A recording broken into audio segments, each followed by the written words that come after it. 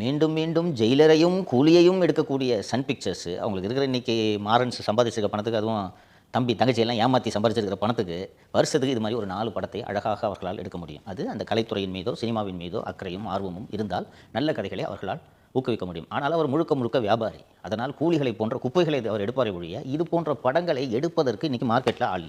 ஒருவேளை சமூக நீதி படங்களை எடுத்து அது தோல்வி அடைஞ்சா கூட அந்த தோல்வியை அவங்களால சமாளிக்க முடியும் இல்லைங்க சார்? தோல்வியே ஆகாதுமா. சன் பிக்சர்ஸை பொறுத்த வரைக்கும் அந்த கூலி மாதிரி இவ்வளோ பணத்தை போட்டால் தான் தோல்வி. சன் பிக்சர்ஸ் அண்ட் அந்த சன் மீடியாவுக்கு இருக்கக்கூடிய அந்த செல்வாக்கை வைத்து குப்பை படங்களை இவர்கள் ஓட்டி இருக்கிறார்கள். எல்லா தேட்டர்லையும் அந்த படத்தை மட்டும் ஓட வைக்கணும். இன்னொன்று, நீ கடந்த காலத்தில் உனக்கு தெரியாது, சின்ன பையனாக இருந்திருப்பேன், இந்த இணையதளங்களின் ஆதிக்கம் எல்லாம் அதிகமாவதற்கு முன்பாக சன் டிவியில் இந்த வாரம் திரைப்படங்களின் வரிசை அப்படின்ட்டு ஒரு ப்ரோக்ராம் போடுவாங்க. டாப் 10 மூவிஸ்ன்னு நினைக்கிறதுக்கு பேர். இவங்க எடுக்கிற குப்பை படம் மொக்கையாக இருந்துச்சுன்னா கூட தேட்டர்லாம் காலியாக இருக்கும். நம்பர் 1ன்னு கூசாமல் போடுவாங்க. இந்த நாக்கு முக்கன்னு ஒரு பாடல் வந்துச்சு, ஒரு ரொம்ப ஹிட்டாச்சு அந்த பாட்டு. அந்த பாட்டு இருக்கிற அந்த படம் வெறுமனே நம்பர் 1ன்னு போட்டே ஓட்டினாங்கப்பா. ஸோ இது போன்ற படங்களை எடுத்து அது இழப்பை சந்தித்தால் கூட சன் குழுமம் போன்ற குழுமங்களால் அந்த இழப்பை சமாளிக்க முடியும். ஆனால் வெற்றிமாறன் போன்றோருக்கு பெரிய இழப்பு.